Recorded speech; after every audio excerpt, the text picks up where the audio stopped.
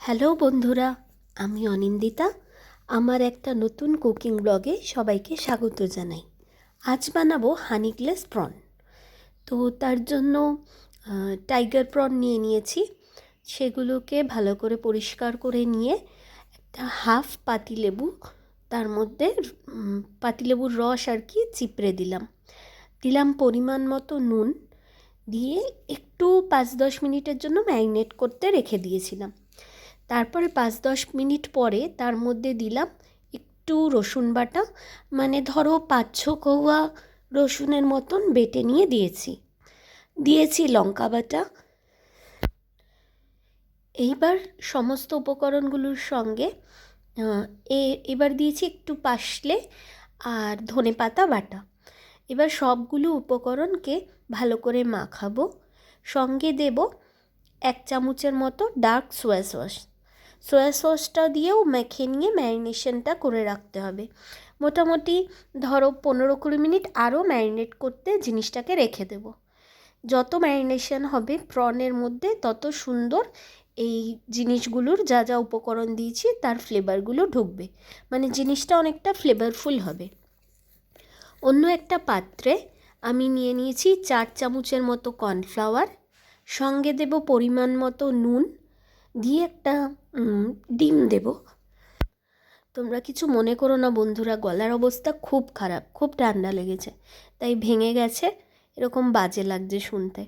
তো তোমরা একটু কষ্ট করে বুঝে নাও আর কি। তো যাই হোক, কর্নফ্লাওয়ারের মধ্যে নুন দিলাম পরিমাণ মতো, দিলাম একটা ছোট সাইজের ডিম, দিয়ে পরিমাণ মতো জল দিয়ে একটা সেমি লিকুইড বানাবো। আর কয়েক ফোঁটা সয়া সসও দিয়েছিলাম। তো ভালো করে এটাকে গুলে নেব।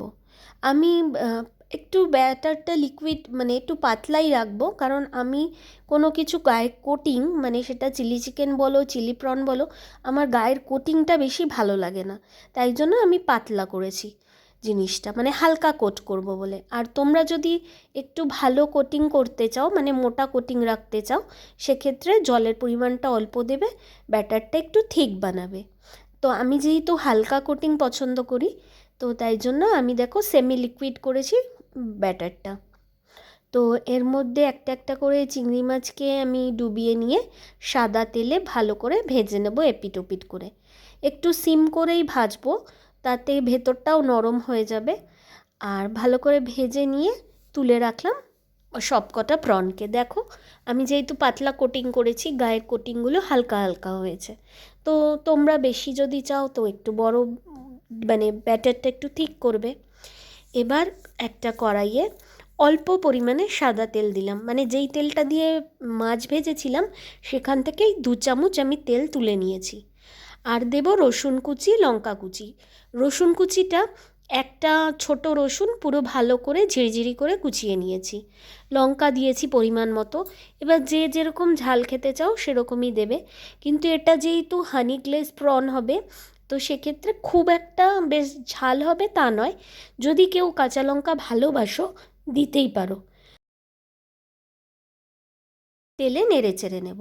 এবার দেব আমি এটা আমার বাড়িতে তৈরি হোমমেড আর কি, হোমমেড সস।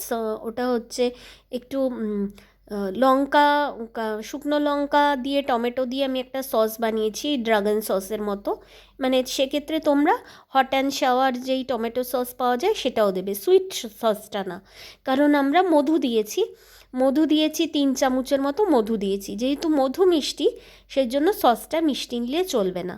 এবার ভালো করে একটু নেড়ে চেড়ে নিয়ে প্রনগুলোকে দিয়ে দেবো, দিয়ে নেড়ে নিলেই হয়ে যাবে আমাদের হানি গ্লেজ প্রন।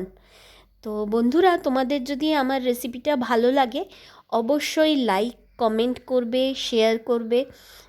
শেয়ার করে রেখে দিলে তোমরা পরবর্তীকালে দেখে বানাতে পারবে। আর বানালে তো অবশ্যই আমাকে রিপ্লাই কমেন্ট করে জানাবে কেমন লাগলো। তো বলতে বলতে দেখো আমার প্রনটা রেডি হয়ে গেছে। এবার একটুখানি গোলমরিচ দিলাম, গোলমরিচ ছড়িয়ে একটু নেড়ে চেড়ে দেবো। এটা কিন্তু 2-3 মিনিট নাড়লেই হয়ে যাবে। তো গ্যাসের ফ্লেম কিন্তু হাইই রাখবে। চাইনিজ রান্নার শেষের মুহূর্তটা হাই ফ্লেমে করলেই ভালো গন্ধটা আসে। দিয়ে দিলাম একটু ফ্রেশ অনিয়ন লিফ, ছোট ছোট করে কেটেছি পেঁয়াজ পাতাটা, দিয়ে নেড়েচেড়ে রেডি আমাদের হানি গ্লেজ প্রন। খেতে কিন্তু দুর্ধর্ষ লাগে। একবার বানিয়ে দেখো বন্ধুরা, তোমরা কিন্তু রেস্টুরেন্টকে ভুলে যাবে। রেস্টুরেন্টের থেকে কোনো অংশের টেস্টের কম হয় না। একবার আমার রিকোয়েস্ট, তোমরা অবশ্যই ট্রাই করো এই হানি গ্লেজ প্রনটা। খেতে অসাধারণ হবে, আর আমাকে অবশ্যই জানাবে কেমন লাগলো।